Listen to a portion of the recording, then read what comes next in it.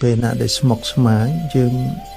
យល់អំពីពធការអប់រំចិត្តពពធរបស់ព្រះអង្គរៀនផ្លាស់ប្ដូរអារម្មណ៍ហ្នឹងឯងអារម្មណ៍ណាដែលតានតឹងទៅផ្លាស់ប្ដូរកាន់យកអារម្មណ៍មួយដើម្បីបធូរបថយឲ្យចិត្តរបស់យើងបានល្អហើយដើម្បីដោះស្រាយទៅលើបញ្ហាលោកអត់ឲ្យអដែលទេអញ្ចឹងណា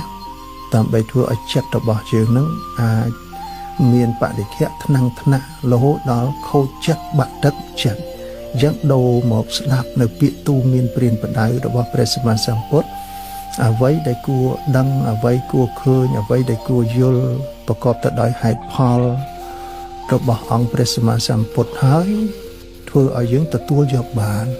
ដល់ទៅព្រមទទួលហើយដោះស្រាយអីក៏បានដែរគណៈពុទ្ធធម៌របស់ព្រះអង្គមួយទៀតតកតងទៅលើគោលដៅ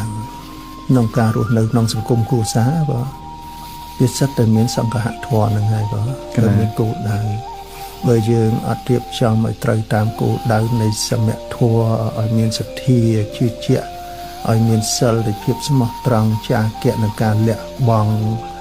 របស់យើងនឹងប្រកបដោយសតិនិងបញ្ញាទេវាអត់ដោះស្រាយបញ្ហានឹងបានទេអញ្ចឹងណា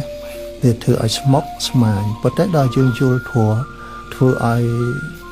ក្នុងការរៀបចំដំណើរគោលការណ៍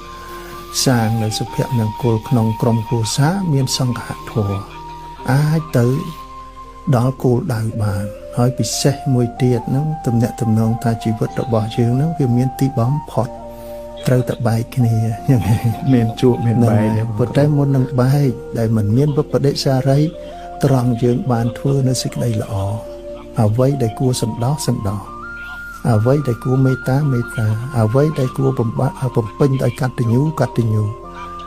មើលថែគ្នាឲ្យអស់ចិត្តពុទ្ធទីបំផុតនៅតែបែកគ្នាប៉ុន្តែបន្សល់ទុកនៅអ្វីដែលល្អឆន្ទៈមុខមុតរបស់អស់លោក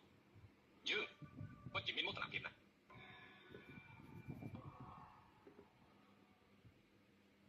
ចង់ថាអាចអីបានជាលោកនៅស្ងៀមមិននិយាយអី